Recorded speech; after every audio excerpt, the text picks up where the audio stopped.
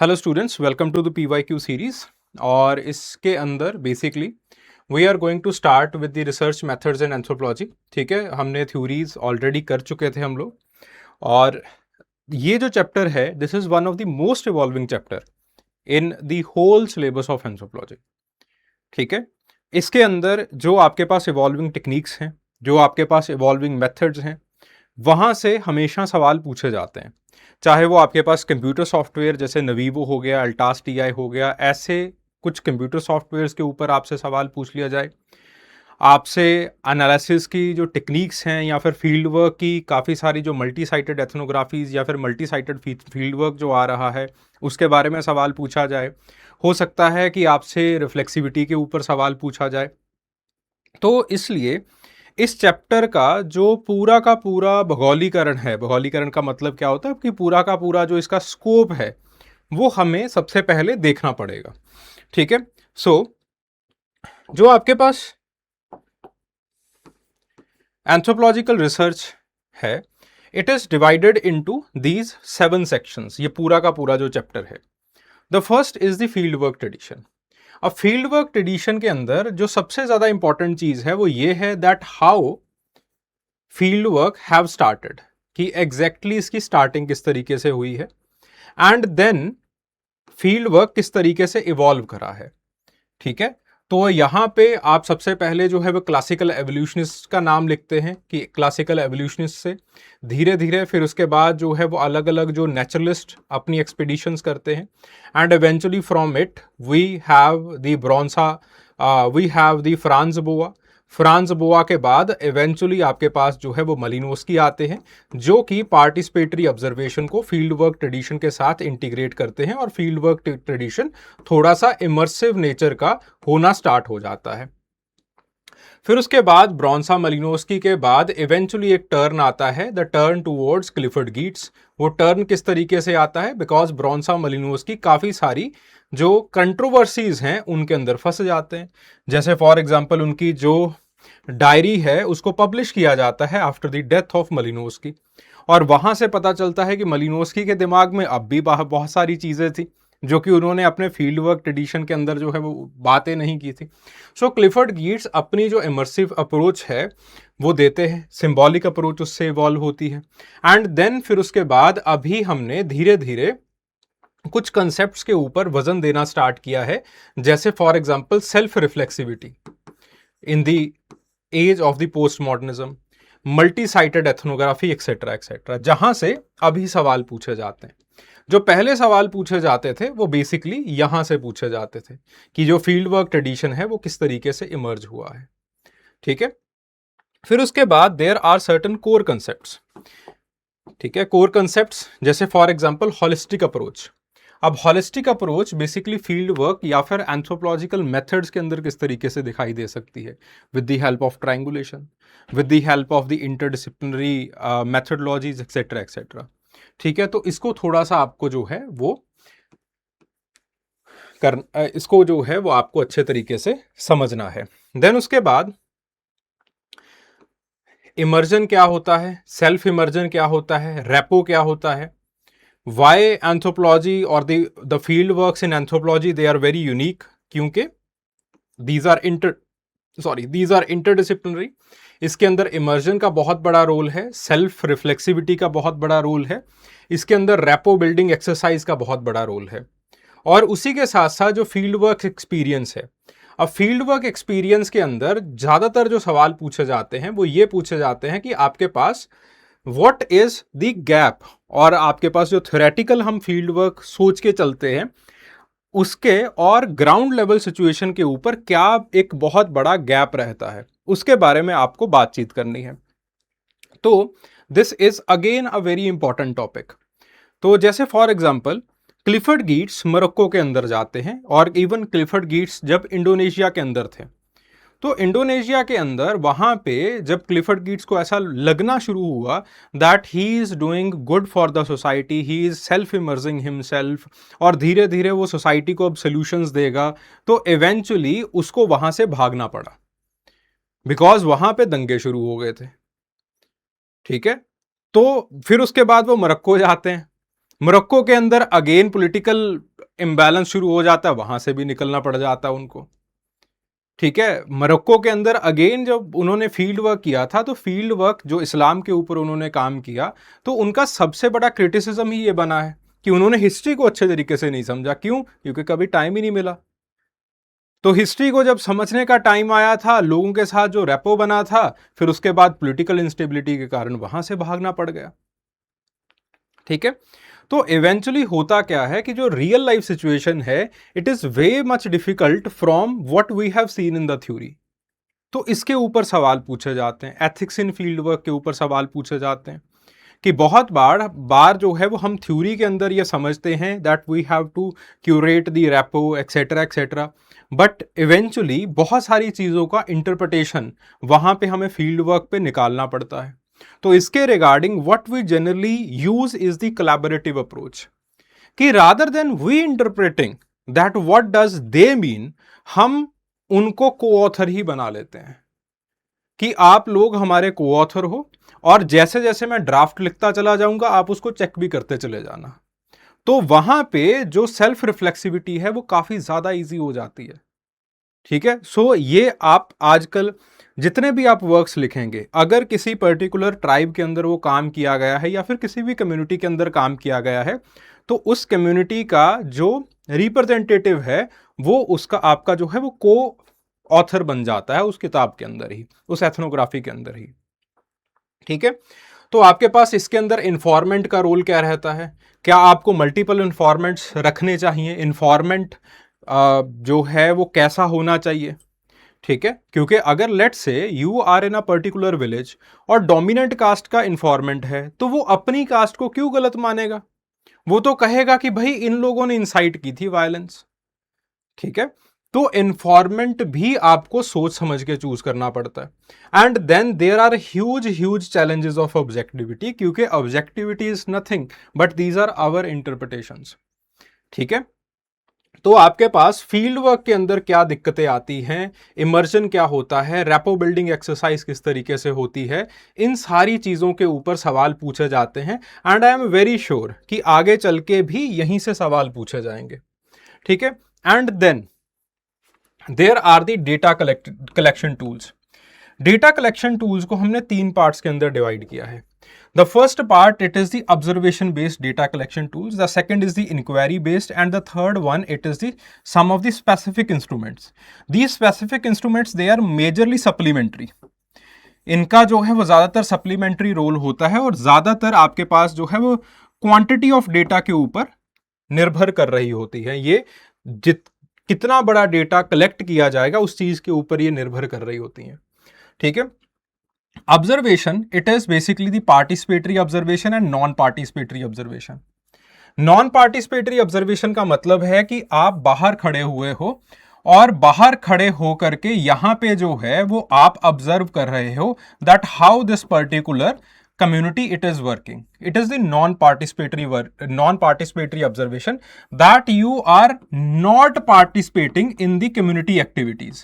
ठीक है, कुछ भी हो रहा है आपका पार्टिसिपेशन उसके अंदर बिल्कुल जीरो है। ठीक है, देन उसके बाद बात आती है पार्टिसिपेंट ऑब्जर्वेशन की। पार्टिसिपेंट ऑब्जर्वेशन के अंदर जो सबसे इंपॉर्टेंट चीज है, जो सबसे बड़ी एडवांटेज है, वो ये है कि आपकी एक रेपो बननी स्टार्ट हो जाती है।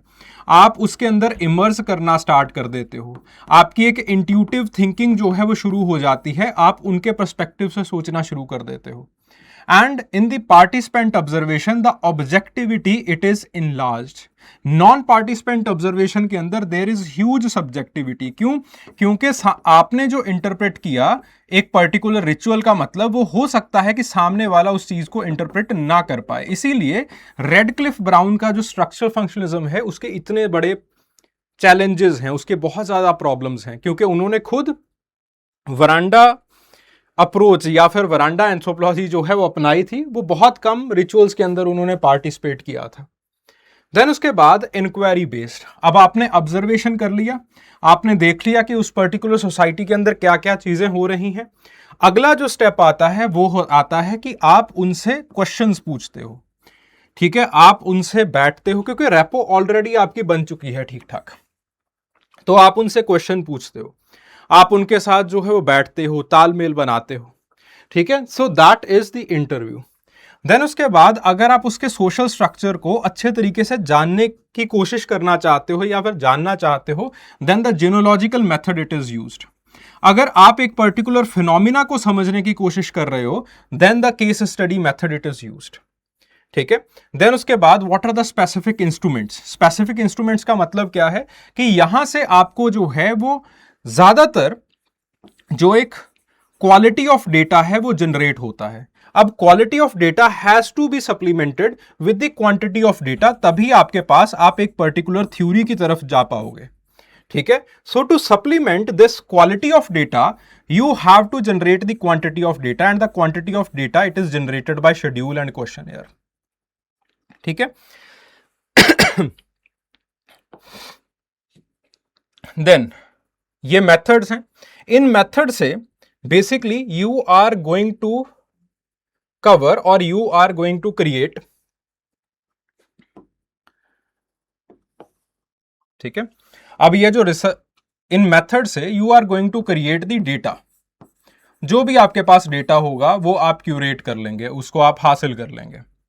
ठीक है, once you have curated this particular data, तो फिर उसके बाद आपको इस डेटा को एनालाइज करना होता है। ठीक है, तो एनालाइज करने के लिए आपके पास जो है वो we have the data analysis techniques. तो डेटा एनालिसिस टेक्निक के अंदर आप एंथ्रोपोलॉजी में ज्यादातर जो है वो क्वालिटेटिव डेटा एनालिसिस टेक्निक्स जो है वो पूछी जाती हैं। ठीक है, अगले साल हो सकता है कि क्वांटिटेटिव के ऊपर सवाल पूछ लिया जाए, तो एक बार उसको देख लेना। मेजरली जो कंप्यूटर सॉफ्टवेयर्स हैं दे आर एल्टास टीआई, नवीवो, ठीक है, और आर जो है वो ज्यादातर आर को ही यूज करते हैं हम लोग। ठीक है, क्योंकि यूनिवर्सिटी बच्चों के पास ये होता है ऑलरेडी। तो these are the data analysis techniques. ठीक है, अब जो हमने यहां पे शेड्यूल या फिर क्वेश्चनएयर करना है, इसके अंदर we need some of the sampling techniques, यानी कि किन लोगों को उठाया जाए, किन लोगों से ये शेड्यूल या फिर क्वेश्चनएयर जो है वो भरवाया जाए। So for that there are 4 important sampling techniques: systematic, multi-stage, stratified और applicability based कुछ stratification techniques हैं। ठीक है, so यहां से सवाल जो है वो पूछे गए हैं। Then देखो, आपके सिलेबस में स्पेसिफिकली ये पूछा गया है मेथड, मेथडोलॉजी एंड टेक्निक। तो इन तीनों चीजों के बीच में डिफरेंस क्या है? Methodology is the philosophy behind your work. That what exactly do you want to achieve? Do you want to make a particular theory or just you want to describe a particular society? क्योंकि आपके पास again there are certain section of people जो कि आपके पास positivist हैं, जो कि basically आपके पास जो है वो थ्योरी बनाते हैं। ठीक है, but on the other hand there is a certain section of people जो कि इस चीज के ऊपर अपना काम करते हैं कि कैसे हमने चीजों को अच्छे तरीके से डिस्क्राइब करना है। ठीक है, सो ये जो है वो आपके पास this is known as the methodology. ठीक है, कि आप पॉजिटिविस्ट हो, नॉन पॉजिटिविस्ट हो, या फिर आपको जो है वो लोगों के लिव्ड एक्सपीरियंस को सिर्फ और सिर्फ बताना है, फिनोमेनोलॉजी के पर्सपेक्टिव से चीजों को बताना है। ठीक है, this is the methodology. Method का मतलब है फिर उसके बाद आप क्या करने वाले हो। ठीक है, तो वाई का जो जवाब है वो मेथडोलॉजी देती है। ठीक है, व्हाट का जवाब जो है वो मेथड देता है।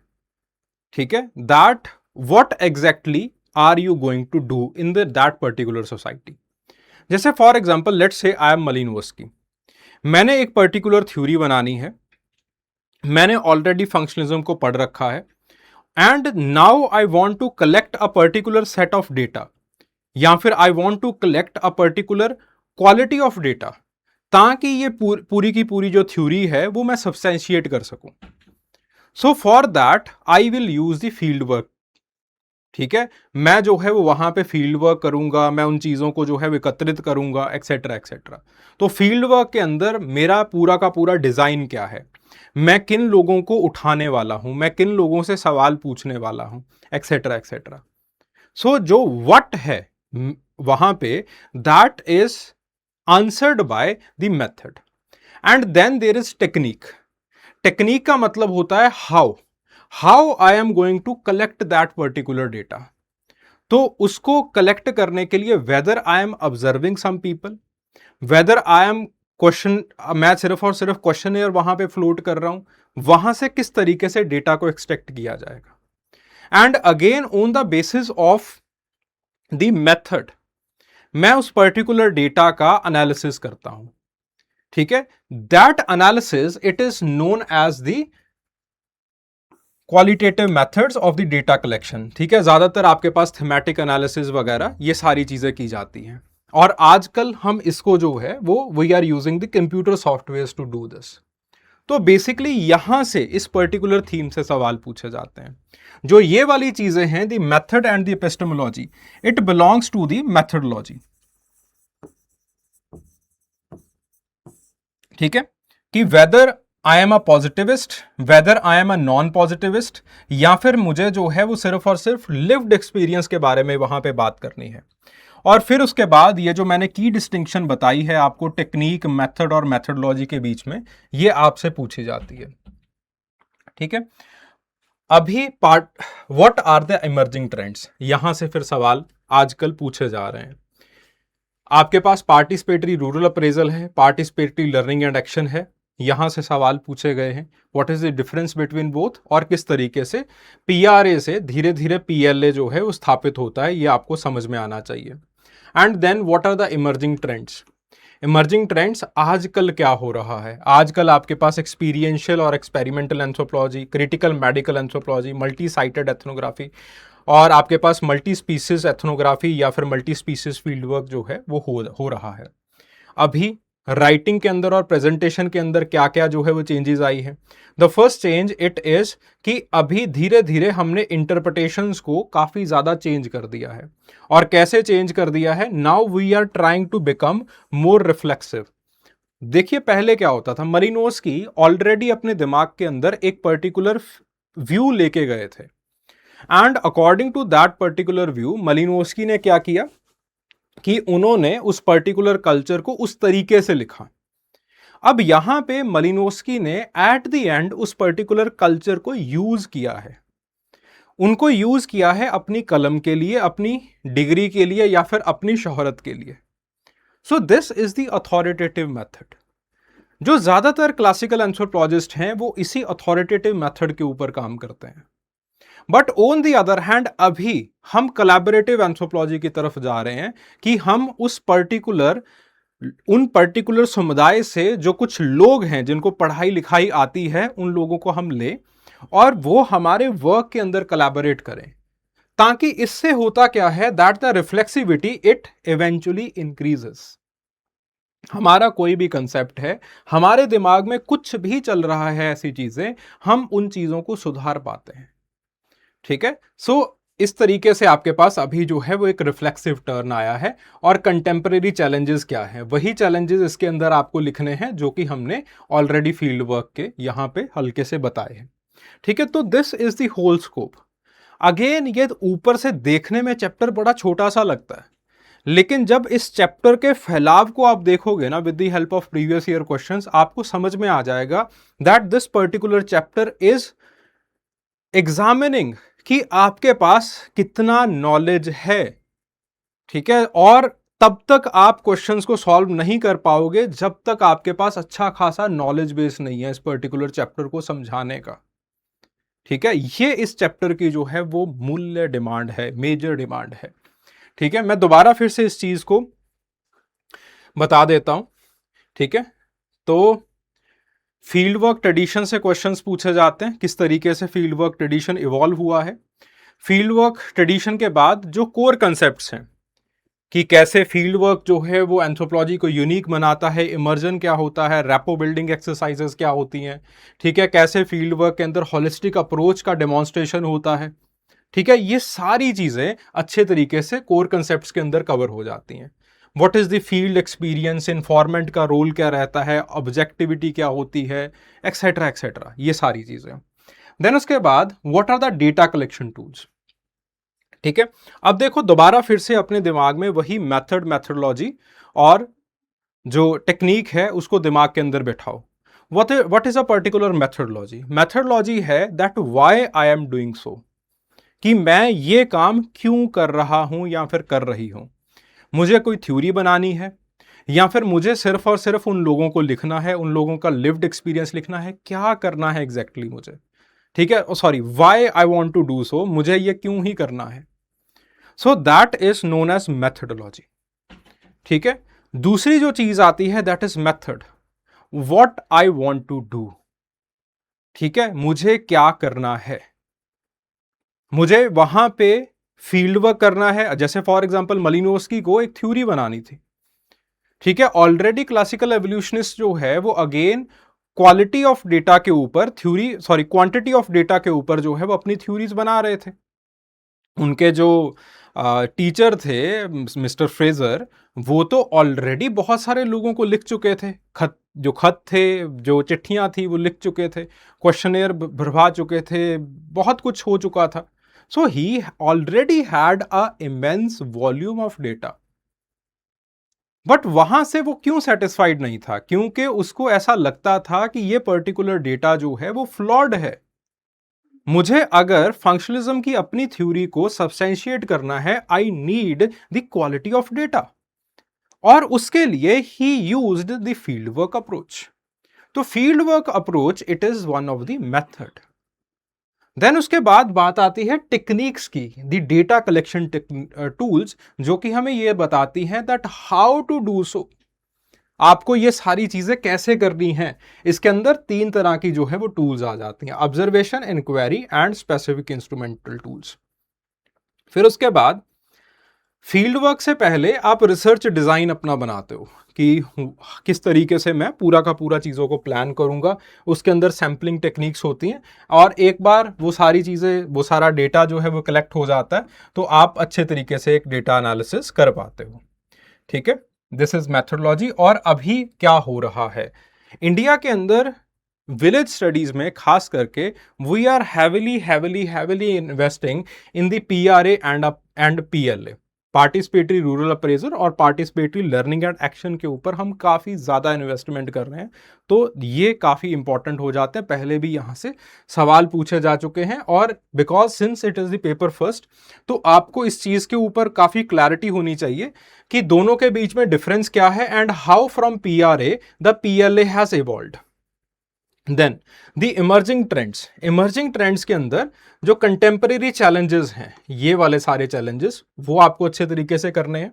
देन उसके बाद किस तरीके से राइटिंग चेंज हुई है, एंड अभी क्या एथनोग्राफी के ट्रेंड्स मिल रहे हैं। ज्यादातर 3 ट्रेंड्स हैं, यहां से सवाल पूछे जा चुके हैं, अगले साल जो भी पूछा जाएगा इसी का डेरिवेटिव क्वेश्चन पूछा जाएगा। Multi species, multi sited, critical, experiential, क्या आप लोग कर रहे हैं अच्छे तरीके से, ठीक है। तो यहां से सवाल जो है वो पूछे जाते हैं। चलिए एक एक करके क्वेश्चन को देखते हैं, जितने क्वेश्चन हमसे बन पाए उतने हम बनाएंगे। You are already clear with the trends of this particular chapter, ठीक है। तो चलिए सबसे पहली जो बात आती है that is the multi species, multi sited and the critical ethnography, ठीक है।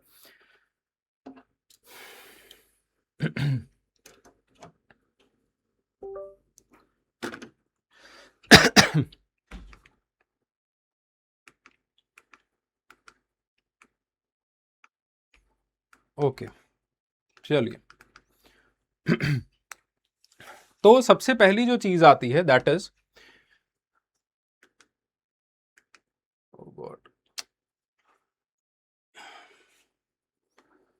Multi species, multi sited and the critical ethnography. इसके अंदर जो सबसे पहली जो चीज है that is that we have moved beyond the humans, ठीक है। तो मूविंग बियॉन्ड द ह्यूमंस का मतलब क्या है कि हम सिर्फ और सिर्फ इस चीज को नहीं देख रहे हैं कि ह्यूमन बीइंग्स किस तरीके से एक पर्टिकुलर चेंज को रिएक्ट कर रहे हैं, हम ये देख रहे हैं कि एग्जैक्टली ह्यूमन बीइंग्स का जो एक नेचर है या फिर ह्यूमन बीइंग्स का जो एक रिलेशनशिप है अपनी नेचर के साथ, वो कैसे चेंज हो रहा है। जैसे for example take the case of Narmada Bachao Andolan. Narmada Bachao आंदोलन स्टार्ट ही इस चीज के ऊपर किया गया था, जो वहां पे आदिवासी थे उन्होंने पार्टिसिपेट ही इस चीज के ऊपर किया कि जिन चीज़ों को, जिन रिसोर्सेज को वो लोग बहुत ज़्यादा पवित्र मानते थे, वो बहुत ज़्यादा सेक्रेड मानते थे, उसका एक्सप्लॉयटेशन हो रहा है। और उन लोगों को भी यही बताया जा रहा है कि आपका हक है इन चीज़ों को एक्सप्लॉयट करना, ठीक है, आपको डेवलपमेंट की तरफ बढ़ना है। तो लोगों ने उस चीज़ को रिजेक्ट किया कि नहीं भाई, ये जो सारी की सारी चीज़ें हैं, they are all sacred to us. तो बहुत बार ऐसा होता है that in the developmental effects, आपका जो एक रिलेशनशिप होता है आपके नेचर के साथ, वो चेंज होना स्टार्ट हो जाता है। और वो हम ज़्यादातर भील्स के अंदर और वहाँ पे जो कम्युनिटीज़ बैठी हुई हैं उनके अंदर देखेंगे। उनके बच्चे नर्मदा नदी को उस पर्सपेक्टिव से नहीं देख पाएंगे जिस पर्सपेक्टिव से वो लोग देखा करते थे। तो इस चीज़ को हम कहते हैं मल्टी स्पीसीज एथनोग्राफी। यानी कि आप सिर्फ और सिर्फ ह्यूमन बींग्स को अपना अट्रैक्टिव चैनल नहीं बना रहे हो, आप उनके रिलेशनशिप को देख रहे हो vis a vis the other communities, other species and the nature, ठीक है। This lays the foundation of the multi species ethnography.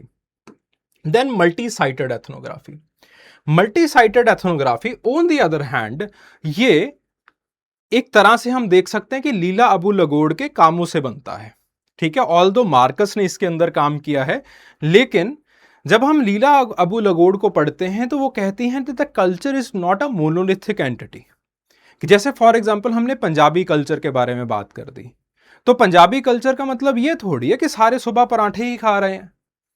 तो अब एक पर्टिकुलर डोमिनेंट एरिया या फिर एक पर्टिकुलर डोमिनेंट ट्राइब, एक पर्टिकुलर डोमिनेंट सेक्शन और एक पर्टिकुलर डोमिनेंट फैक्शन, जिसके अंदर एक एथनोग्राफर जाता है, वो एथनोग्राफर उसी को लिख के वापस आ जाता है।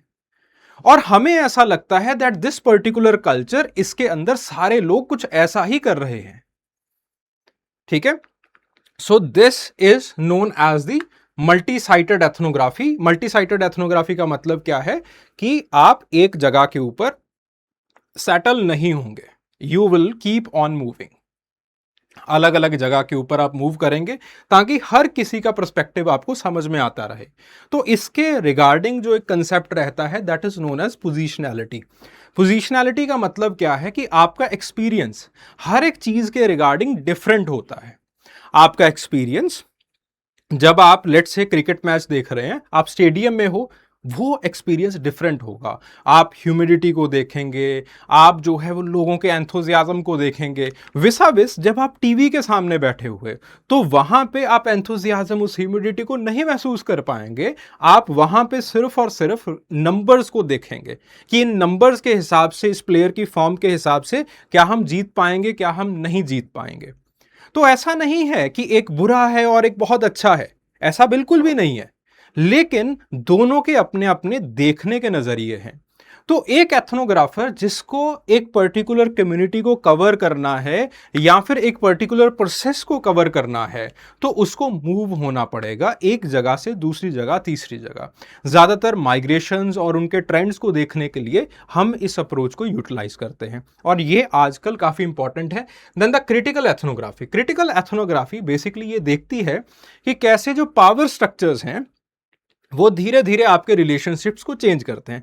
इसी क्रिटिकल एथनोग्राफी से इवेंचुअली दोनों चीजें, मल्टी साइटेड एथनोग्राफी और मल्टी स्पीसीज एथनोग्राफी जो है वो बनी हुई है, ठीक है।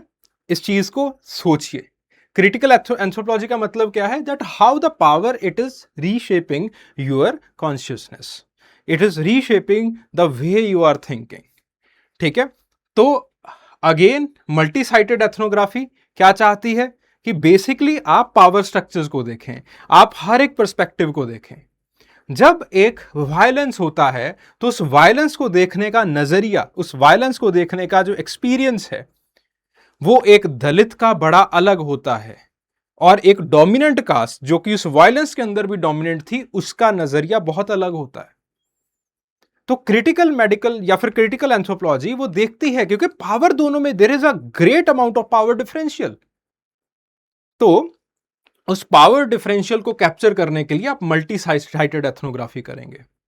फिर उसके बाद over the period of time कैसे due to some things, due to some developmental efforts, आपके पास जो है वो आपका नेचर के साथ एक्सपीरियंस कैसे चेंज हो रहा है, that is the multi species ethnography.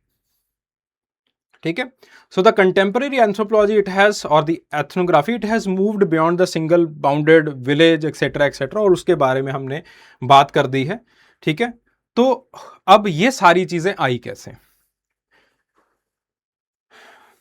Again जो मैं आपको सैंपल आंसर्स देता चला जा रहा हूं, भाई हर एक लाइन इंपॉर्टेंट है। ठीक है, हर एक लाइन का एक सिग्निफिकेंस है। ये आती हैं बेसिकली मलिनोस्की से। मलिनोस्की ऑलरेडी फंक्शनलिज्म को पढ़ के गए थे, बड़े अच्छे छात्र थे फंक्शनलिज्म के। तो मलिनोस्की जब फंक्शनलिज्म को पढ़ते हैं तो फंक्शनलिज्म, चाहे वो आप पार्सन का देख लीजिए, डर्काइम का देख लीजिए, तो फंक्शनलिज्म हमारे समाज को एक मशीन की तरह बताता है। और मशीन कैसे काम करती है? जैसे वो वैक्यूम क्लीनर है, मैं उस वैक्यूम क्लीनर को ऑन कर दूंगा और वो वैक्यूम क्लीनर के अलग अलग पार्ट्स बड़े ही कोऑर्डिनेटेड तरीके से एक दूसरे के साथ चलना स्टार्ट कर देंगे। ठीक है, मैं यहां पे बैठा हुआ उन पार्ट्स की हर एक फंक्शनिंग को देख सकता हूं। और बेसिकली ऐसा भी नहीं है कि वैक्यूम क्लीनर कभी बाहर निकल जाएगा, कभी बड़ा हो जाएगा, कभी छोटा हो जाएगा, ऐसा नहीं होगा। तो बेसिकली होता क्या है कि जो फंक्शनलिज्म है वो समाज को इस वैक्यूम क्लीनर की तरह देखता है, वो समाज को एक मशीन की तरह देखता है। मलिनोस्की ने भी समाज को उसी तरीके से देखा। इसीलिए फंक्शनलिस्ट हमेशा मानेंगे कि आप एक पर्टिकुलर सोसाइटी को बहुत ही ऑब्जेक्टिव तरीके से लिख सकते हो। सोसाइटी के अंदर पार्टिसिपेट करने की खास जरूरत नहीं है। मलिनोस्की ने ऑब्वियसली पार्टिसिपेट किया क्योंकि वहां पे बेचारा फंस गया था। ठीक है, लेकिन ऑन द अदर हैंड जब आप रेडक्लिफ ब्राउन को देखते हो, जिसके पास थी चॉइस इधर उधर मूव करने की, तो रेडक्लिफ ब्राउन ज्यादा पार्टिसिपेट नहीं करते हैं। तो जैसे वैक्यूम क्लीनर को मैं यहां पे बैठा हुआ देख सकता हूं, तो वैसे ही उनका मानना है कि पार्टिसिपेशन की ज्यादा जरूरत नहीं है। आप वहां पे बैठ के आराम से चीजों को देख सकते हैं और अलग अलग चीजें एक दूसरे के साथ कोऑर्डिनेटेड मैनर में रहेंगी, और आपके पास कल्चर भी लगभग या फिर एक पर्टिकुलर सोसाइटी भी लगभग वैसी ही होती है। ठीक है, तो यहां से क्लासिकल एथनोग्राफी में हम ये अज्यूम कर लेते हैं कि एक पर्टिकुलर कल्चर एक डिब्बा बंद सिस्टम की तरह है, कि बाउंडेड है, और इसके अंदर कन्फ्लिक्ट अगर होता भी है तो वो बहुत कम होता है। जैसे फॉर एग्जांपल ये जो वैक्यूम क्लीनर है कभी कभी गर्म हो जाएगा। ठीक है, तो आपके पास फिक्शन होती है, कन्फ्लिक्ट्स होते हैं, लेकिन on the other hand there are also some mechanisms जो कि इन कन्फ्लिक्ट्स को रिजॉल्व कर देते हैं। जैसे फॉर एग्जांपल मैं इसको बंद कर दूंगा थोड़े टाइम के लिए, या फिर इसको जो है वो ठंडी हवा में रख दिया जाएगा, खत्म बात। और फिर उसके बाद दोबारा फिर से सोसाइटी उसी तरीके से कोऑपरेशन के साथ काम करना स्टार्ट कर देती है। So the dominant is the cooperation, और आप एक न्यूट्रल ऑब्जर्वर बन सकते हो। यहां पे बैठा हुआ मैं इस वैक्यूम क्लीनर को वैसे ही देखूंगा जैसे मेरा दोस्त देखेगा। तो अगर आपके पास ये पर्टिकुलर चीज, ये पर्टिकुलर, इसको मैं कह रहा हूं, इसको डिफाइन कर रहा हूं कि ये सिलेंड्रिकल है, तो मेरा दोस्त भी उसको सिलेंड्रिकल बताएगा। बिल्कुल वैसे ही हमारी सोसाइटी है, लेकिन इतना आसान नहीं होता। ग्लोबलाइजेशन के चलते, इकोलॉजिकल क्राइसिस के चलते, और आपके पास जो अथॉरिटी है, एथनोग्राफिक अथॉरिटी के चलते ये चीजें बदलती हैं। ग्लोबलाइजेशन के चलते आपकी एक पर्टिकुलर कल्चर बाउंडेड एंटिटी नहीं रहती है, उसके अंदर वो गर्मी, वो उसके अंदर जो फिक्शन है वो ज्यादा हो जाती है। इसके बारे में कौन लिखता है? एरिक वुल्फ लिखता है। ठीक है, तो एरिक वुल्फ, इसीलिए मैं बार बार कहता हूं कि अर्जुन अपुदराई अगर आप पढ़ते हैं ग्लोबलाइजेशन को पढ़ने के लिए, तो आप उसके क्रिटिसिज्म पढ़िए, क्रिटिसिज्म जो कि एरिक वुल्फ ने दिया है। ठीक है, कि आपके पास, क्योंकि अर्जुन अपुदराई तो एक सीमलेस स्केप्स की बात करते हैं। ठीक है, इतना सीमलेस होता नहीं है, कन्फ्लिक्ट बहुत बार होता है। देन उसके बाद इकोलॉजिकल क्राइसिस, वो ग्लोबलाइजेशन, मॉडर्नाइजेशन, और आजकल की दुनिया के अंदर एक रियलिटी है, क्लाइमेट चेंज एक रियलिटी है। एंड देन फिर उसके बाद अभी बहुत बार सिर्फ और सिर्फ एक पर्टिकुलर थिंकर को देखा जाता है, या फिर एक पर्टिकुलर ऑथर को देखा जाता है जो कि उस पर्टिकुलर सोसाइटी को बता रहा होता है। ठीक है, तो हम ये देखते हैं कि आपके पास जो क्लासिकल एथनोग्राफी है उसके अंदर जो जो खामियां निकली, उसके स्वरूप आपके पास ये तीन तरह की जो एंथ्रोपोलॉजीज हैं, या फिर तीन तरह की जो एथनोग्राफीज हैं, वो बनी। मार्कस की मल्टी साइटेड एथनोग्राफी, कि आप एक जगह के ऊपर ना रुकेंगे, आप बेसिकली चीजों को, मेटाफर्स को, लोगों को अलग अलग लोकेशंस के ऊपर आप ट्रेस करते चले जाएंगे, तभी आप पोजिशनैलिटी के सिद्धांत को पूरी तरीके से फुलफिल कर सकते हैं। आप लोगों के एक्सपीरियंस को, कम्युनिटी के एक्सपीरियंस को देख सकते हैं।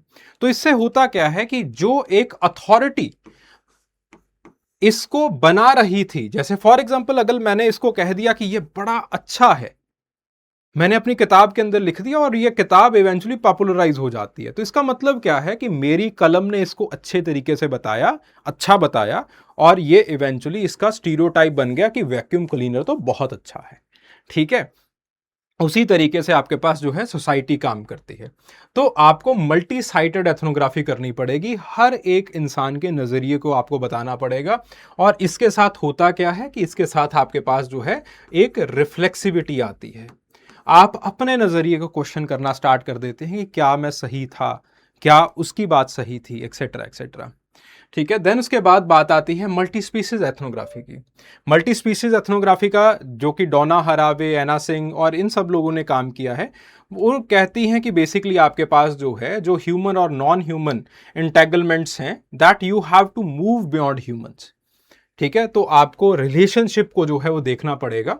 देन उसके बाद क्रिटिकल एथनोग्राफी, जो कि ये समझाने की कोशिश करती हैं कि किस तरीके से पावर और इनइक्वालिटी एक पर्टिकुलर कल्चर के रिप्रेजेंटेशन को चेंज कर सकती है। ठीक है, जैसे for example Nancy Spencer huge एक जगह ब्राजील के अंदर जो है वो शैंटी टाउन्स ऑफ ब्राजील करके उनका काम है, तो वहां पे उन्होंने काम किया। उन लोगों को इस तरीके से दिखाया गया था और बार बार बताया गया था कि ये जो लड़कियां हैं, खास करके औरतें हैं, बड़ी ही ज्यादा क्रूर होती हैं। इतनी ज्यादा क्रूर कि अगर उनके बेटे की डेथ हो जाए उनके सामने तो वो रोती नहीं है, आंसू ही नहीं बहाती। अब इस चीज के ऊपर नैन्सी स्पेंसर ह्यूज काम करती हैं, और नैन्सी स्पेंसर ह्यूज, क्योंकि पहले जितने भी लोगों ने बताया था इस चीज को, तो they had the authority of pain, and with the help of authority of pain we were able to see it कि भाई ऐसा क्यों था। अब बेसिकली वहां पे नैन्सी स्पेंसर ह्यूज जाती हैं, वो कहती हैं कि वहां पे जो इन्फेंट मोर्टलिटी रेट है वो इतना ज्यादा हाई है, गरीबी इतना ज्यादा हाई है, डिसीज इतना ज्यादा हाई है कि वो इतना ज्यादा मौतों को देख चुकी हैं कि अब उनके आंसू जो है वो सूख गए। अब यहां पे अगेन एक पर्टिकुलर पेन की रिप्रेजेंटेशन उन लोगों को क्रूर बता रही थी। नैन्सी स्पेंसर ह्यूज ने ऑन द अदर हैंड इस चीज को बताया कि भैया ये फिनोमिना क्यों है उनके अंदर। ठीक है, तो this is the critical medical anthropology, sorry critical ethnography. ठीक है, सो इन तीनों चीजों ने एंथ्रोपोलॉजी के अंदर ये लोग रिफ्लेक्सिव टर्न लेके आए, और हमने अभी किसी को भी न्यूट्रल ऑब्जर्वर की तरह मानना बंद कर दिया है। इसी से स्टार्ट होता है आपके पास रेडिकल स्केप्टिसिज्म। ठीक है, कि हर एक चीज को शक से देखा जाएगा। ठीक है, और आपके पास धीरे धीरे आप network based ethical alert inquiry की तरफ आप मूव कर गए हो।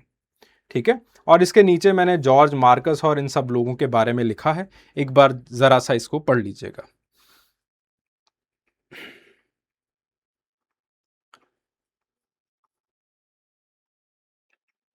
ठीक है, then the contemporary challenges in the field work method in the anthropological research.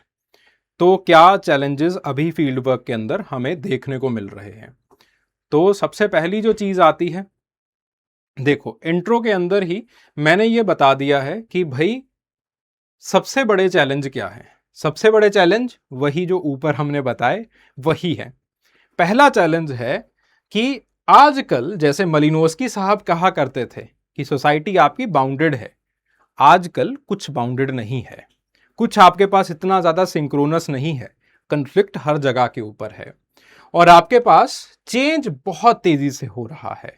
अगर आज आप विलेज को लिखते हैं और उस पब्लिकेशन को 10 साल बाद पब्लिश किया जाता है, तो जिस विलेज को आपने लिखा वो वैसा नहीं रहेगा। 10 साल तो मैं बहुत बड़ी बात कर रहा हूं।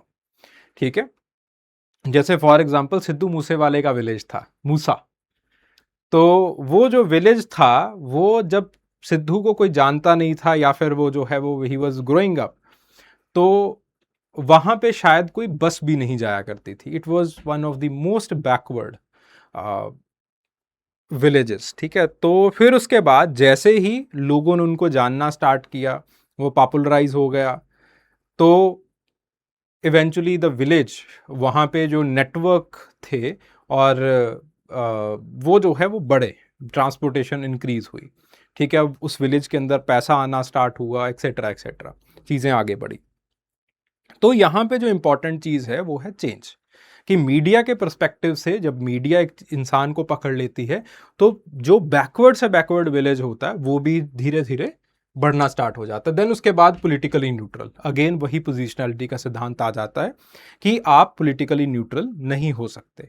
सबके अपने अपने लीनिंग्स होते हैं और सब अपने अपने तरीके से एक पर्टिकुलर चीज़ को बताते हैं। जैसे फॉर एग्जाम्पल पोस्ट मॉडर्निज्म का हमेशा वेस्ट लीनिंग रहा है, एक एंथ्रोपोलॉजिस्ट का, एक सोशोलॉजिस्ट का ज़्यादातर एक लेफ्ट लीनिंग जो है वो रहता है, ठीक है।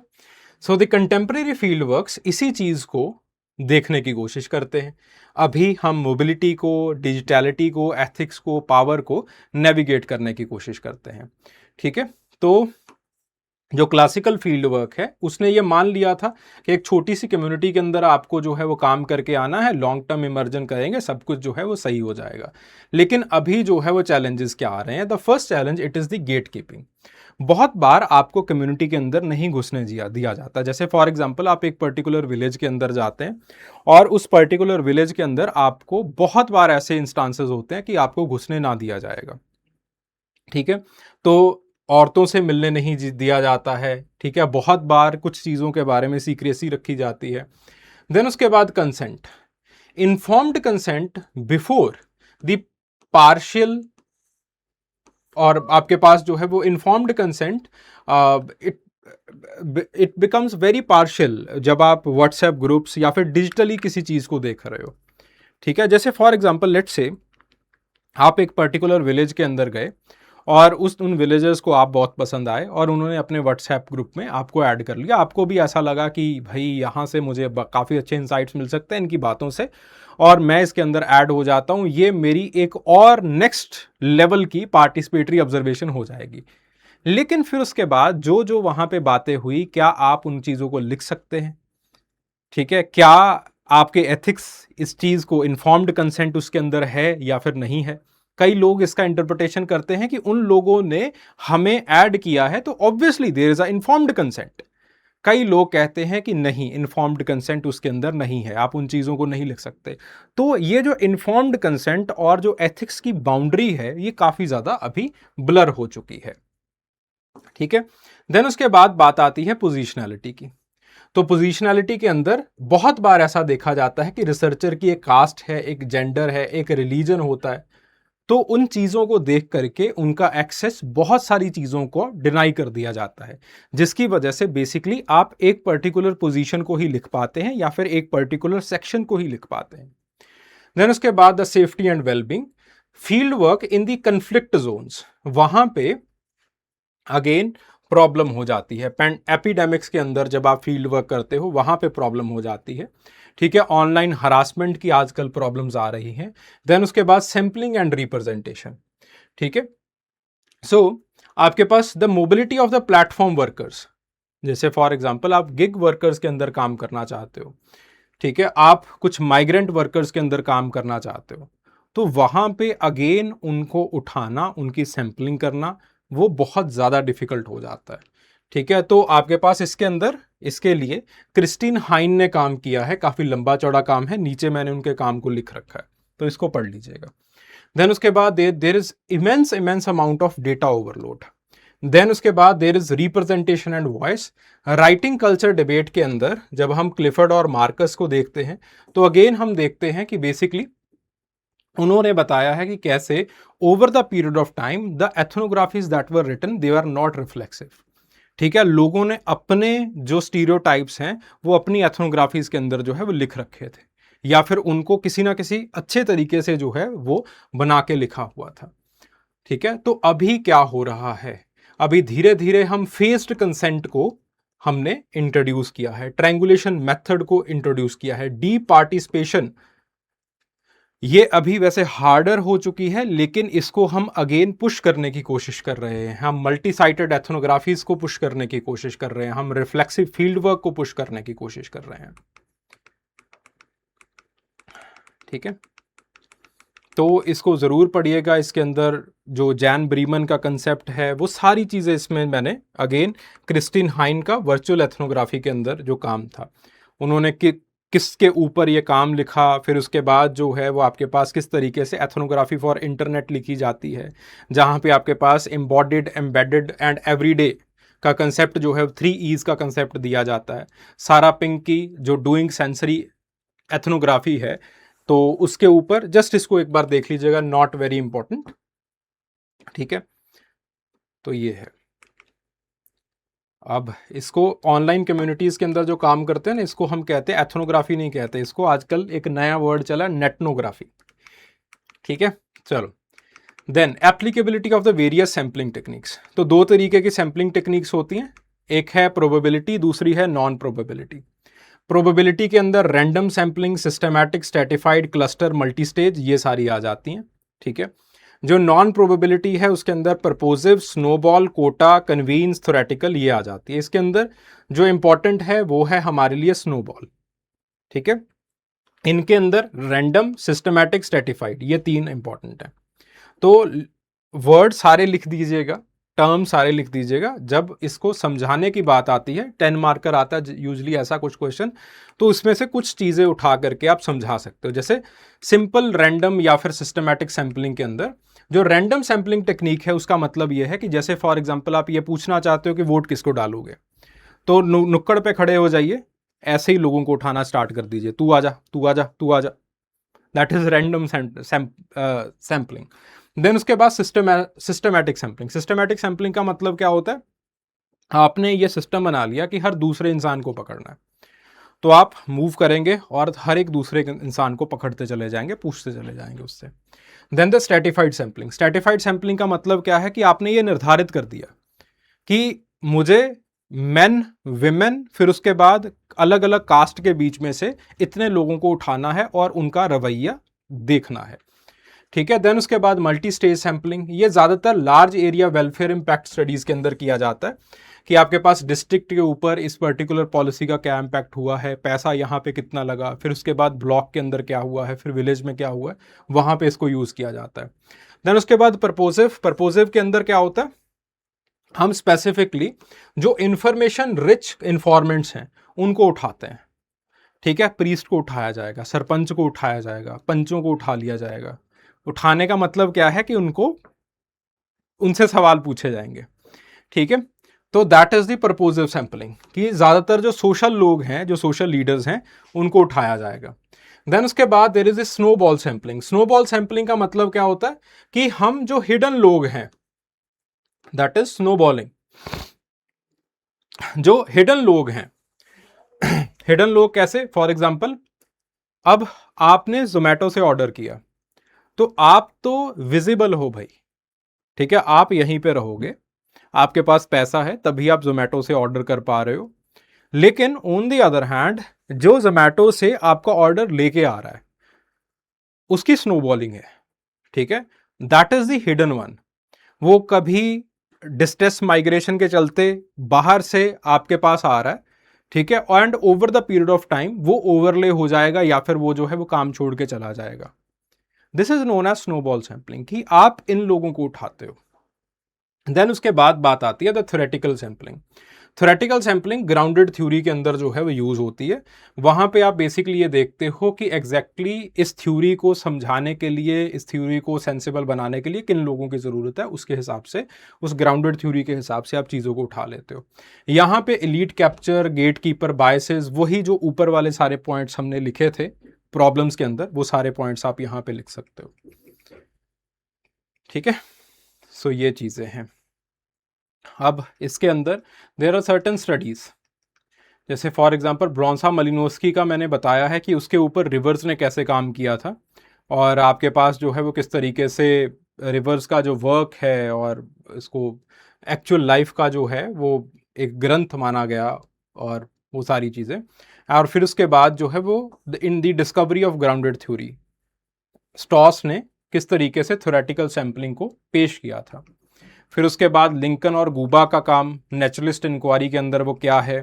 फिर उसके बाद आपके पास जो है वाइट का स्टडी कॉर्नर सोसाइटी क्या है, इसको थोड़ा थोड़ा देख लीजिएगा, ऊपर से देख लीजिएगा, this is just a value add. ठीक है, पागल नहीं हो जाना इन चीज़ों के पीछे।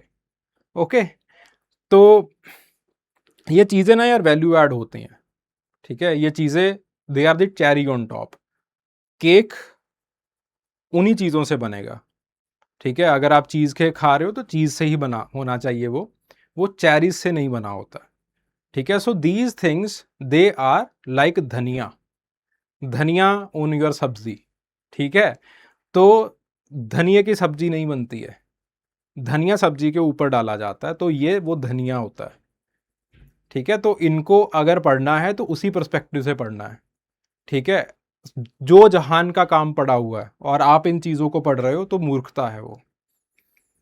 ओके, हमारा काम होता है आपको इन्फॉर्मेशन देना, अच्छी इन्फॉर्मेशन देना, लेकिन हर एक इन्फॉर्मेशन जो है वो हो सकता है कि आपके पर्सपेक्टिव से प्रैक्टिकल ना हो। ठीक है, then the methods of the qualitative data analysis and the popular softwares to analyze those particular methods। 20 marker के अंदर यह सवाल पूछा गया था। So the qualitative data analysis, the QDA, ये जो है वो बेसिकली ये जो भी आप फील्ड वर्क मटेरियल आप जनरेट कर लेते हो, उनके अंदर जो मीनिंगफुल पैटर्न्स हैं, उनके अंदर जो इंटरप्रिटेशंस हैं और उनके जो आर्गुमेंट्स हैं, उनको सिंथेसाइज करने में और इवेंचुअली आपकी थ्योरी को बनाने में काम आता है। ठीक है, जैसे फॉर एग्जांपल लेट्स से आप ये देखना चाहते हो कि फलां सरकार इस स्टेट से क्यों हार गई। ठीक है, ठीक है, चलो कांग्रेस का ले लेते हैं, बीजेपी का एग्जांपल नहीं, या फिर तृणमूल कांग्रेस का ले लेते हैं वेस्ट बंगाल के अंदर। ठीक है, तो अब let's say you want to see that. ठीक है, तो there is a XYZ state और उसके अंदर एक पर्टिकुलर पॉलिटिकल पार्टी हारी हुई है। अब वहां पे आपने लोगों के साथ काम किया, अब वहां पे लोग अलग अलग तरह की अपनी टिप्पणियां देंगे। ठीक है, कोई कहेंगे कि नहीं भाई ये तो लोग राक्षस थे, कोई कहेंगे कि नहीं भाई ये लोग तो जो है वो भारतीय संविधान के खिलाफ थे।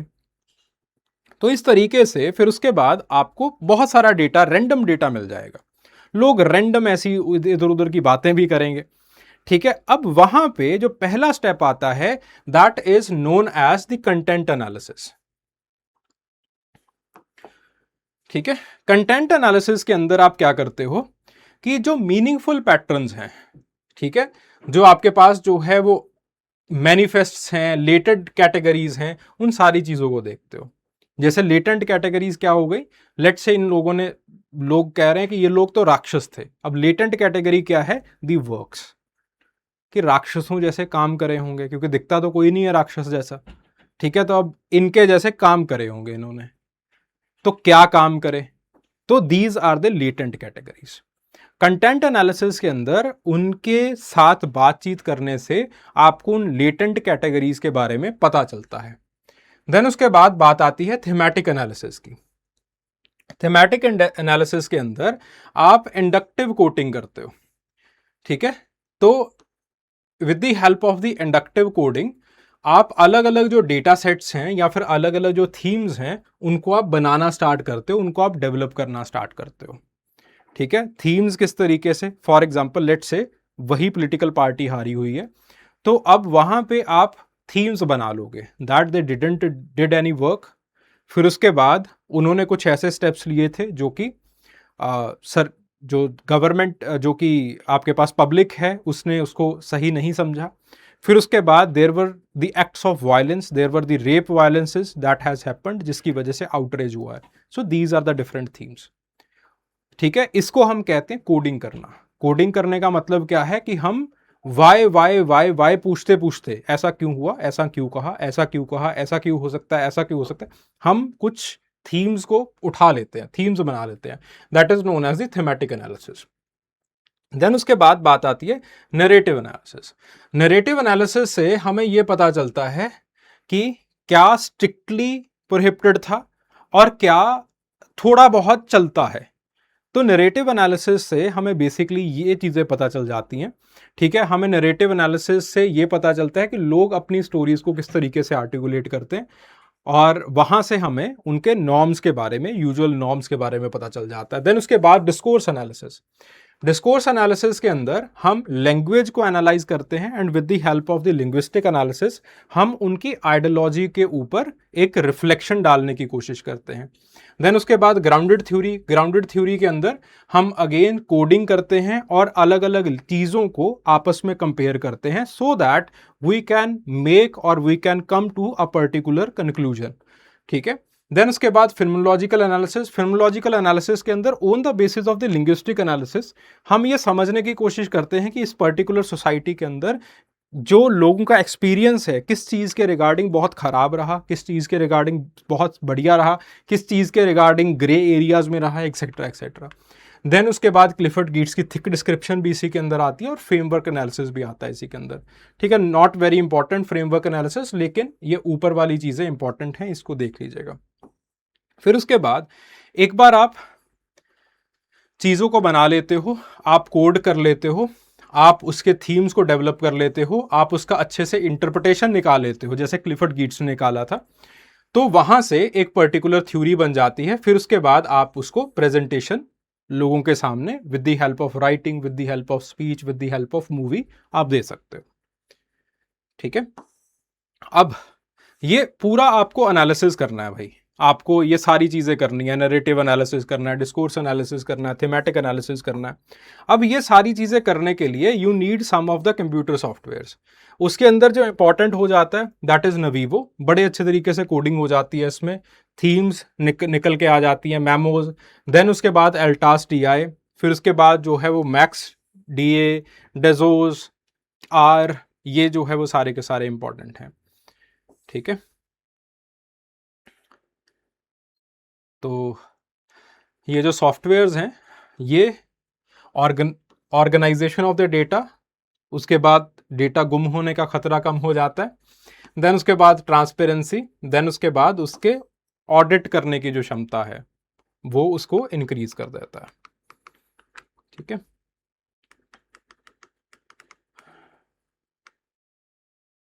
तो these are the works, just इसको ऊपर ऊपर से निकालना है, ठीक है। तो यहां पे उलझना नहीं है, ओके। सबसे ज्यादा इंपॉर्टेंट है आपका कंसेप्ट, कंसेप्ट के ऊपर ही नंबर मिलेंगे, जो भी होगा वो कंसेप्ट के ऊपर ही होगा। चलिए, फिर उसके बाद अगली चीज आती है that what is the PRA and what is PLA, ठीक है। और आपको दोनों के बीच में एक संबंध बताना है, पीआरए और पीएलए के बीच में।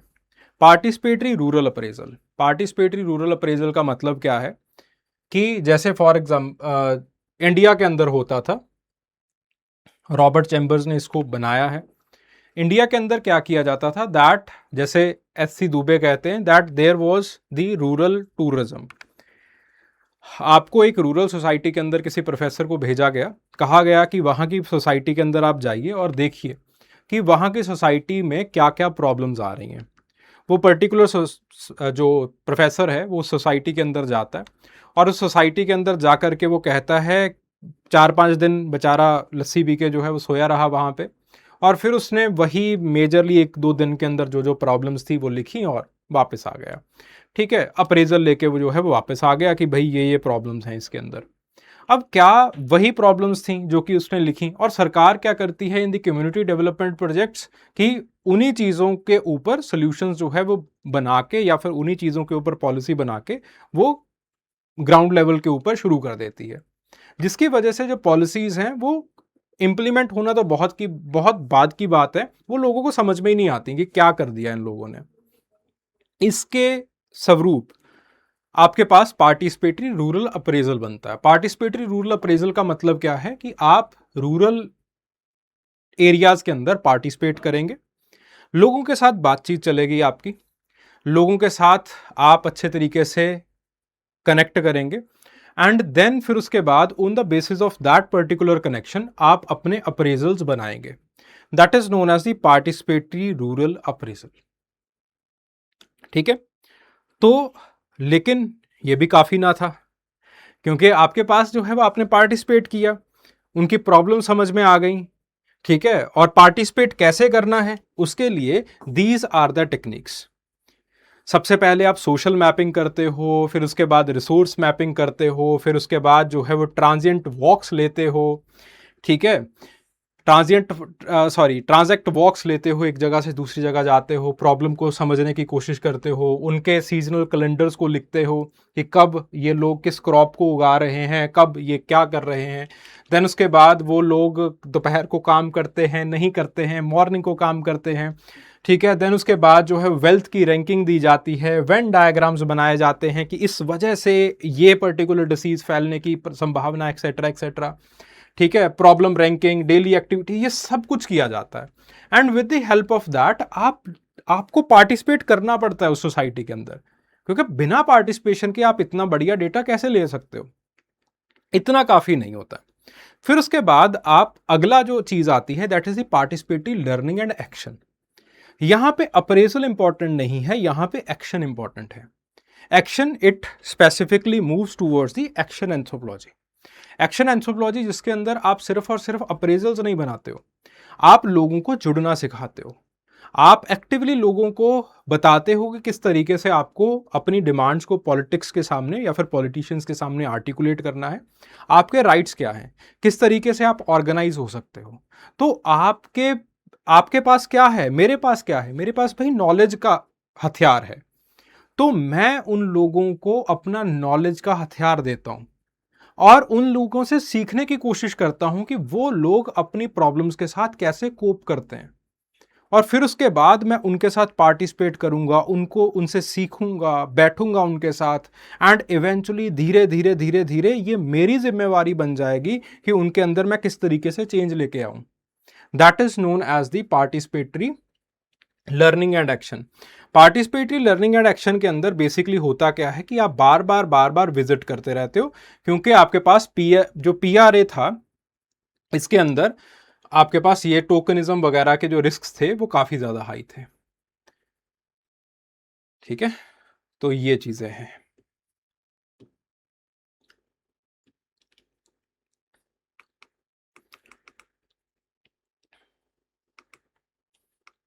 ओह माय गॉड, चलिए। So the next question, historical development of the field work tradition in anthropology, ठीक है। अब पूरा का पूरा हमें हिस्टोरिकल डेवलपमेंट अगेन आप लोगों को पता है काफी ज्यादा, तो this is the diagram of that particular development in anthropology. तो सबसे पहली जो चीज आती है that is the arm chaired anthropology, जो कि टायलर, मॉर्गर और इन सब लोगों ने जो है वो शुरू की। तो आर्म चेयर एंथ्रोपोलॉजी के अंदर बेसिकली जो फील्ड वर्क था वो काफी ज्यादा मिनिमल था और आपके पास जो एसओपीज थे वो ज्यादा डेवलप नहीं हुए थे। फिर उसके बाद धीरे धीरे आप रिवर्स की, हेड ऑन की जो टॉरस स्ट्रेट एक्सपेडिशन है उसके अंदर आप देखते हो दैट इन्यूट्स के अंदर या फिर जो एस्किमोज हैं उनके अंदर उन्होंने एक हल्का सा फील्ड वर्क करने की कोशिश की और स्पेसिफिकली इसके अंदर एसओपीज थी बिकॉज फ्रांस बोआ का रोल था इसके अंदर। फिर उसके बाद आप आते हैं क्लासिकल फील्ड वर्क के अंदर, ब्रॉन्सा, मलिनोस्की और बोआ का field work. Bronislaw, Malinowski on one hand वो 36 महीने एक पर्टिकुलर सोसाइटी के अंदर बैठे रहते हैं, 36 पता नहीं 38, ठीक है, एक पर्टिकुलर सोसाइटी के अंदर बैठे रहते हैं और वो अपने फील्ड वर्क को इमर्सिव फील्ड वर्क कहते हैं because the participatory observation it was very heavy. On the other hand Boas इस चीज को समझते हैं कि हम अपने बीवी बच्चों को छोड़ करके 4-5 साल के लिए किसी एक पर्टिकुलर सोसाइटी के अंदर नहीं जा सकते, इतनी तपस्या किसी से ना काटी जाएगी, ठीक है। तो बोआ कहते हैं दैट आपको एक पर्टिकुलर सोसाइटी के सीजनल कैलेंडर्स के बारे में पता होना चाहिए और वहां पे आप उनके सीजन्स को, आप उनके क्रॉप जो साइकिल्स हैं उन सब क्रॉप साइकिल्स को आप एक बार अटेंड करके आओ, ठीक है। तो इस तरीके से धीरे धीरे धीरे धीरे एक रैपो बिल्डिंग एक्सरसाइज और आपके पास इमर्शन जो है वो शुरू हो जाता है अर्ली 20th के अंदर। देन उसके बाद आप आते हैं स्ट्रक्चरल फंक्शनलिज्म की ओर, जो कि 1920 से 50s तक इमर्ज होता है या फिर आपके पास इसमें जो है पीक पे पहुंच जाता है। यहाँ पे ये लोग बेसिकली कंपैरेटिव मेथड यूटिलाइज करने की कोशिश कर रहे हैं। जो रेडक्लिफ ब्राउन है वो कहता है कि अगेन फील्ड वर्क कीजिए, लेकिन आपको एक ही सोसाइटी के अंदर 7-8 साल बिताने की ज़रूरत नहीं है। ठीक है, मलिनोव्स्की का आप जो है वो जब देखते हैं तो वहाँ पे सिर्फ और सिर्फ ट्रोब्रिएंट आइलैंडर एक ऐसी सोसाइटी है, या फिर जो पैसिफिक्स हैं वो ऐसे जो है वो लोग हैं जिन्होंने उनके करियर को बनाया है।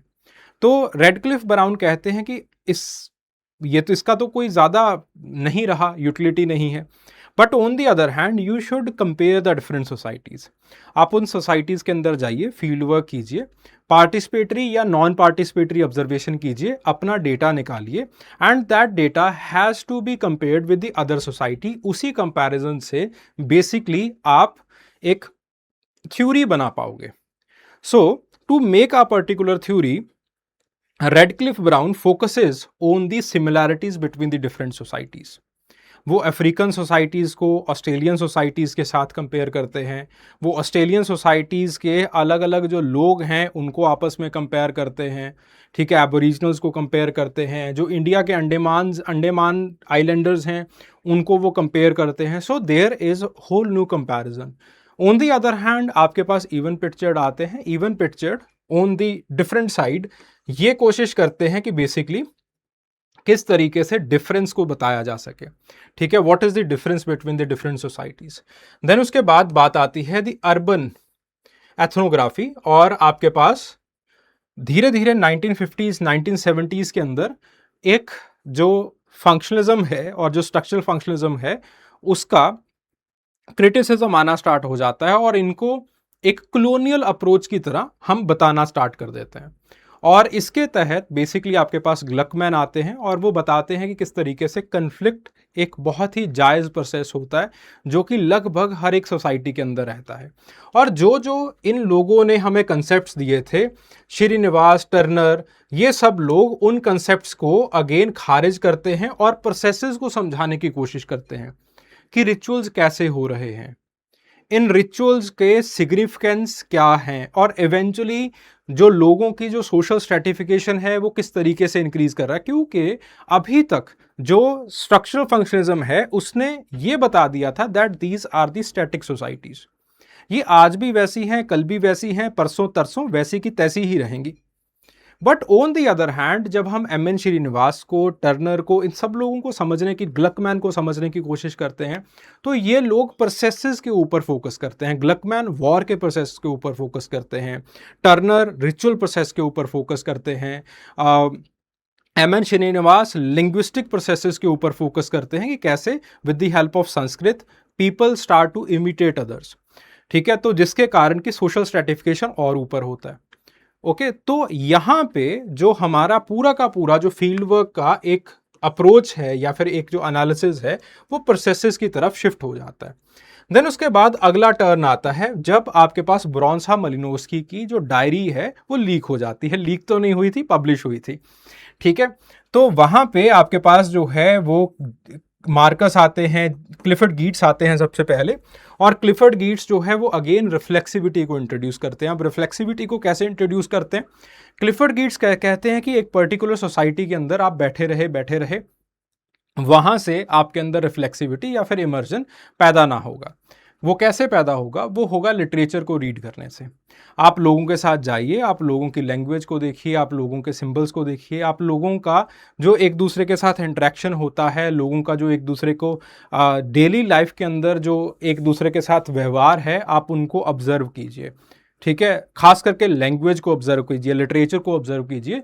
तो with the help of that you are going to understand कि लोगों का जो सिंबॉलिक मीनिंग है या फिर जो सिंबॉलिक इंटरेक्शंस होते हैं वो किस तरीके से होते हैं।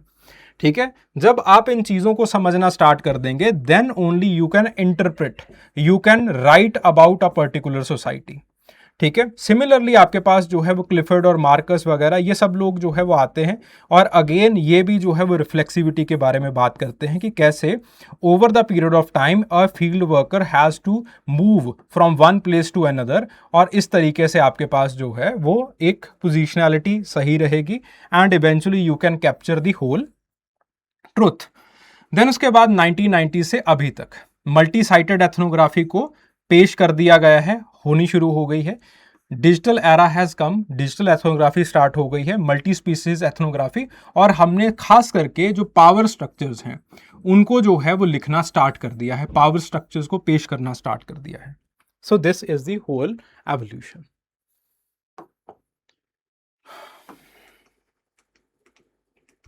ठीक है, तो वही सारी चीजें नीचे लिखी हुई है.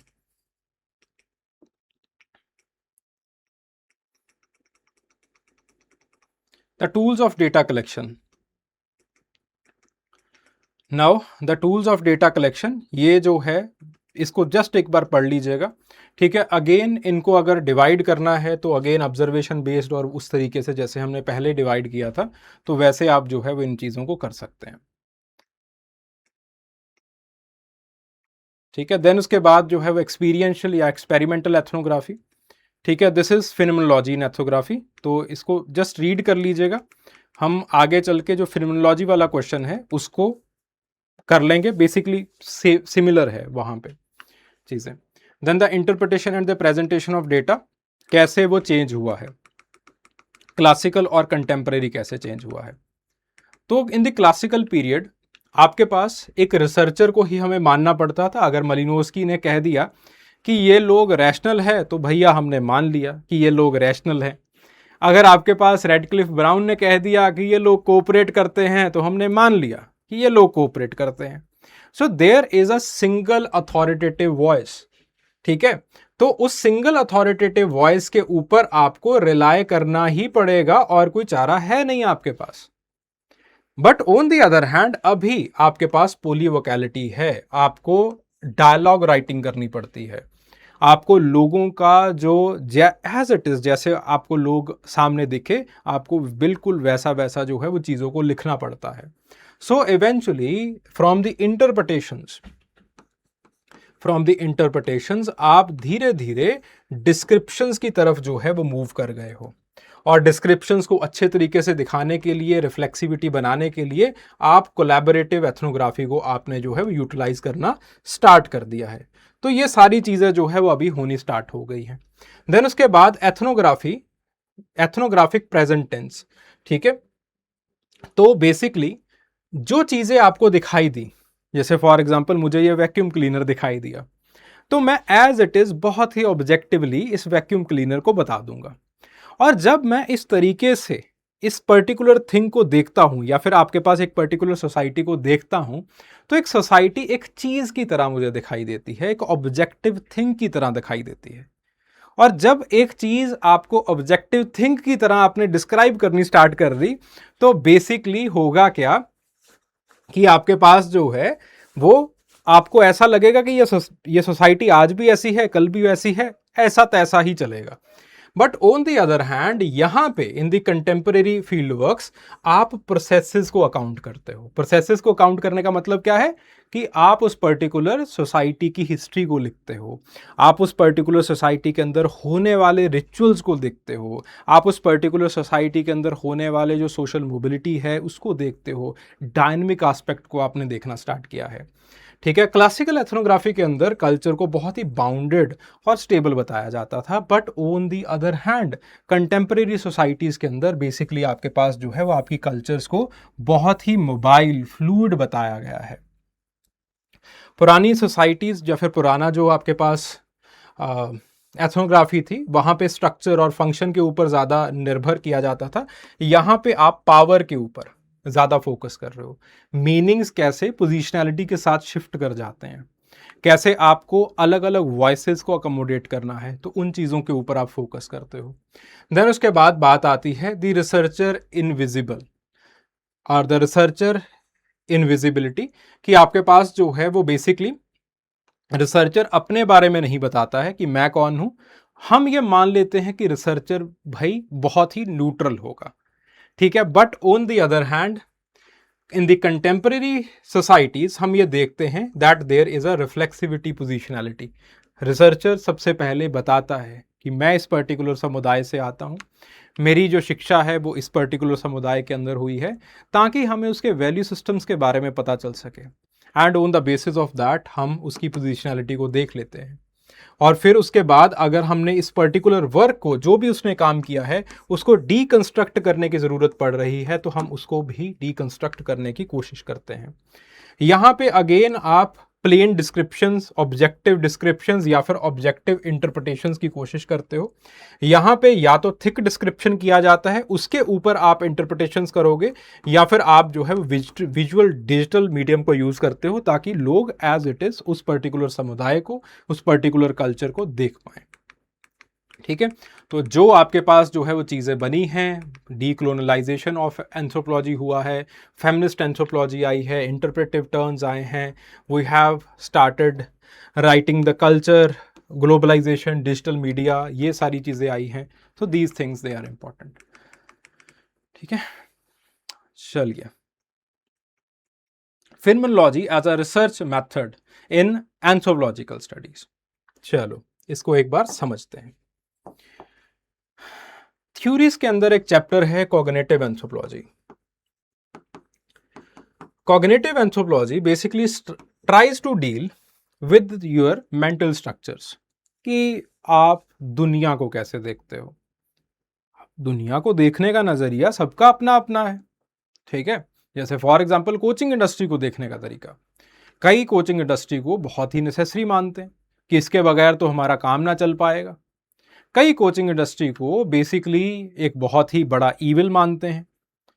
तो हर किसी का अपना अपना नजरिया है उस चीज को देखने का। कई उस ग्रे के एरियाज को नेविगेट करते हैं। ठीक है, तो यहां पे एक चीज हमें पता चलती है कि जिस सेक्शन ऑफ सोसाइटी से आपका बर्थ हुआ है, उस पोजिशनैलिटी के ऊपर आपका समाज को देखने का नजरिया बड़ा डिफरेंट है। ठीक है, मनरेगा को ले लीजिए। एक जो पिछड़ा सेक्शन है मनरेगा को वरदान की तरह मानता है, इतना अच्छा वरदान मानता है कि सरकारें उसको हटाने से घबराती हैं कि अगर मनरेगा को हटा दिया गया तो ये जो समाज है, ये जो पोजीशनैलिटी है, ये हमारे पीछे पड़ जाएगी, हमें गद्दी से उतार देगी। But on the other hand एक डोमिनेंट कास्ट जिसको कि मनरेगा की वजह से ज्यादा पैसे देने पड़ रहे हैं, जिसका कि प्रॉफिट मार्जिन कम होता चला जा रहा है, वो बेसिकली मनरेगा को एक ईविल की तरह बताएगा। तो यहां पे हमें एक चीज सिद्ध होती है दैट देयर इज पोलीवोकैलिटी। आपके पास एक सच नहीं है। सच खुद बहुत ही रिफ्लेक्सिव और खुद बहुत ही रिलेटिव होता है।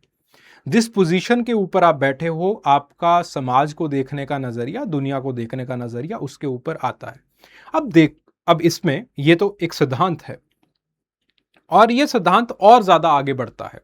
यह सिद्धांत तकरीबन हर एक चीज के ऊपर लगाया जा सकता है। जेंडर जस्टिस के ऊपर लगाया जा सकता है कि आप जेंडर को कैसे देखते हो।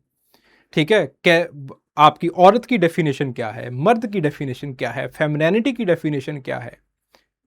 कॉग्निटिव एंथ्रोपोलॉजी, फिनोमेनोलॉजी बेसिकली मानती है कि तकरीबन हर किसी का अपना अपना नजरिया है, और हर किसी का समाज को देखने का अपना अपना तरीका होता है, और अपने अपने तरीके से सब लोग जीते हैं। तो इसीलिए हर एक individual is different.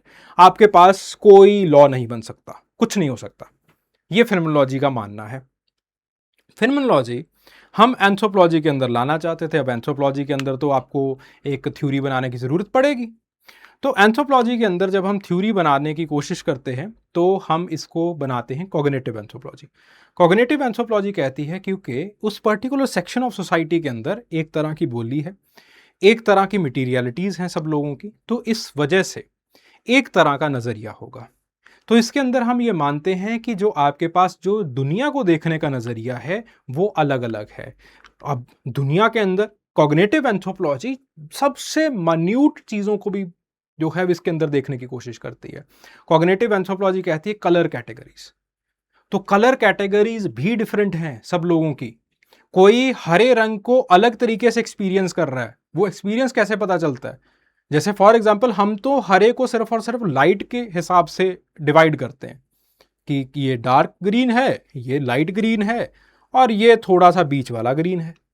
But on the other hand there are certain primitive tribals, Hanunoos हैं, ये सब लोग हैं जो कि ग्रीन को टेक्सचर के बेसिस के ऊपर भी क्लासिफाई करते हैं, जो कि ग्रीन को मॉइस्चर के बेसिस के ऊपर भी क्लासिफाई करते हैं, तो उनकी जो वोकैबुलरी है ग्रीन को देखने की वो काफी लंबी चौड़ी है। तो इसका मतलब क्या है कि उनका देखने का हरे रंग को नजरिया डिफरेंट है। ठीक है, तो यहां पे आप कंसेंसस बना सकते हो। This is known as the cultural consensus theory. तो जब आप फिनोमेनोलॉजिकल या फिर फिनोमेनोलॉजी को आप कल्चरल कंसेंसस के साथ ऐड कर देते हो तो आपके पास बन जाती है दी कॉग्निटिव एंथ्रोपोलॉजी। ठीक है, क्योंकि कल्चरल कंसेंसस का मतलब क्या है, आप एक जगह के आप अंदर आपके बर्थ हुआ है, एक सेक्शन ऑफ सोसाइटी से आप बिलोंग करते हो, एक लैंग्वेज बोलते हो, तो it will generate the cultural consensus. कुछ कलर कैटेगरीज वगैरह आप सब लोग उसको देखने का नजरिया आपका सेम ही रहेगा। तो इस तरीके से कॉग्निटिव एंथ्रोपोलॉजी बनती है। ठीक है, फिर उसके बाद आपके पास कॉग्निटिव एंथ्रोपोलॉजी को जब हम फील्ड वर्क के अंदर लगाते हैं तो आपके पास बनती है the experiential ethnography. Experiential ethnography, experiential ethnography का मतलब क्या है कि इसके अंदर आप उस पर्टिकुलर जनजाति का लिव्ड एक्सपीरियंस शेयर कर रहे हो। So these are the three words, phenomenology, cognitive anthropology and the experiential ethnography. ठीक है, तो फिनोमेनोलॉजी एक रिसर्च मेथड होता है एंथ्रोपोलॉजी के अंदर। फिनोमेनोलॉजी अगेन आपकी लिव्ड एक्सपीरियंस को बेसिकली बताती है कि लोग किस तरीके से परसीव करते हैं, फील करते हैं, और आपके पास अपने दुनिया का जिसको वो इनहिबिट करते हैं उसका वो सेंस कैसे बना रहे हैं। तो फिनोमेनोलॉजी एक रिसर्च मेथड किस तरीके से बनता है, तो फिनोमेनोलॉजी की जो फिलोसॉफिकल रूट्स हैं वो आपके पास हेडेगर, आपके पास पॉन्टी, हर्सल, इन सब लोगों से आती हैं। ठीक है, नॉट वेरी इंपॉर्टेंट, ये अगर आप फिलॉसफी या फिर सोशियोलॉजी पढ़ते हो तो इनके बारे में आपको पता रहेगा। पॉन्टी से ही कंसेप्ट आता है एम्बॉडीमेंट का।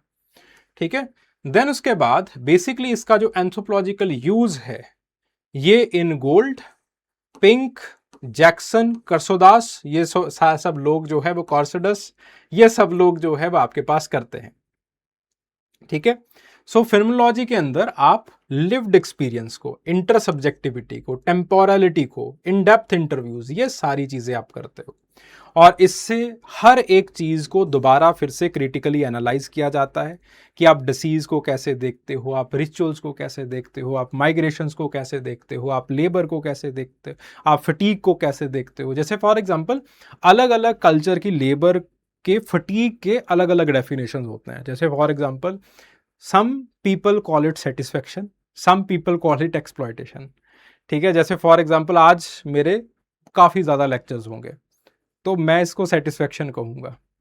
ठीक है, लेकिन कोई और पोजिशनैलिटी वाला हो सकता है कि इसको एक्सप्लॉयटेशन कहे। तो आपके पास हर्सल ने सबसे पहले एक शब्द इंट्रोड्यूस किया था that is known as the intentionality. ठीक है, इंटेंशनैलिटी के ऊपर हर्सल ने बेसिकली ये समझाने की हमें कोशिश की थी कि कैसे हर किसी का जो एक एक्सपीरियंस है एक चीज के रिगार्डिंग वो डिफरेंट हो सकता है, हर किसी का इंटरप्रिटेशन जो है वो डिफरेंट हो सकता है। ठीक है, upon the cognitive senses that he is in. Then उसके बाद हेडेगर आते हैं। हेडेगर इसको अंदर being in the world add करते हैं कि हर किसी का नजरिया अपना अपना है और इसी से पता चलता है कि वो इंसान जीवित है। देन उसके बाद आपके पास पॉन्टी आते हैं। पॉन्टी जो है वो अगेन एम्बॉडीमेंट का कंसेप्ट देते हैं। एम्बॉडीमेंट वही जो कि आपसे पूछा गया था।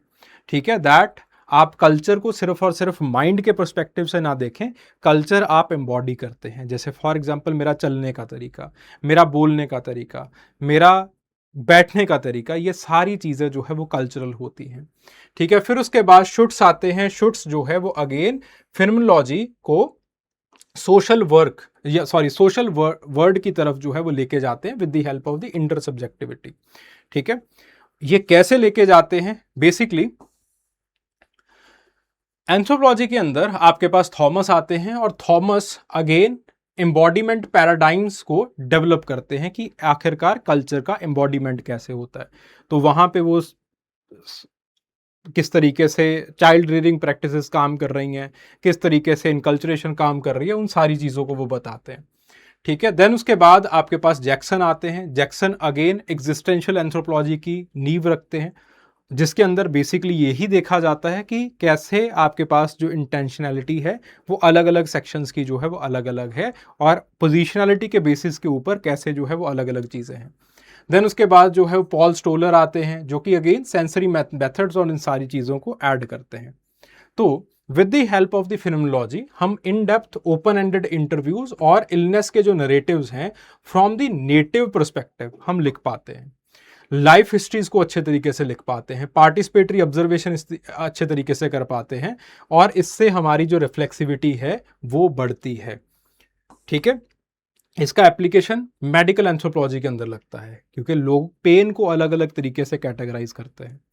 ठीक है, पेन को कैटेगराइज करने का तरीका क्या है, जैसे फॉर एग्जांपल हेडेक को लोग कैटेगराइज करते हैं दैट देयर, ब्राज़ील के अंदर चले जाइएगा तो हेडेक को दो तरीके से कैटेगराइज किया जाता है, वन इज ब्रेन एक एंड अदर इज हेडेक। ठीक है, तो पेन को देखने का तरीका लोगों का डिफरेंट है, और उसी हिसाब से फिर आप मेडिकेशन की कैटेगरीज बनाते हो।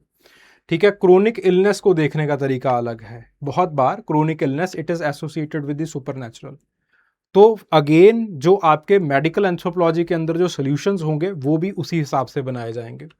ठीक है, चाइल्ड बर्थ को देखने का नज़रिया डिफरेंट है, तो इंस्टीट्यूशंस उसी हिसाब से, हॉस्पिटल्स उसी हिसाब से प्लान किए जाएंगे। रिचुअल्स को देखने का, पिलग्रिमेज को, पोजेशन, पोजेशन समझते हो, पोजेशन का मतलब होता है जब भूत आपके अंदर आ जाता है, तो उसको देखने का, उस इलनेस को देखने का तरीका जो है वो लोगों का डिफरेंट है, उनको बहुत ही रिचुअल पर्सपेक्टिव से देखा जाता है।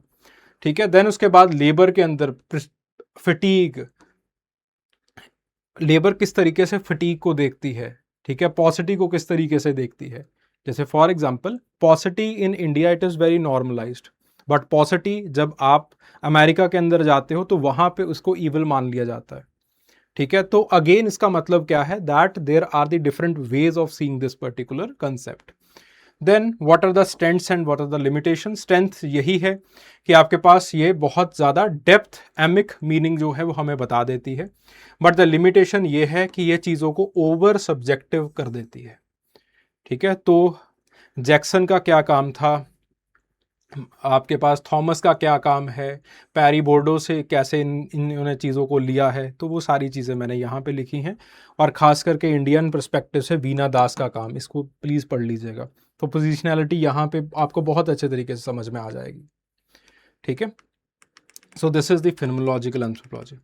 देन इसके बाद जो ज़्यादातर जो क्वेश्चंस थे वो, हाँ, दीज आर द कंसेप्ट्स। ठीक है, इनको एक बार पढ़ लीजिएगा। ठीक है, इंटेंशनैलिटी, इंटेंशनैलिटी का मतलब है that the consciousness is always the consciousness of something. जैसे फॉर एग्जांपल आपका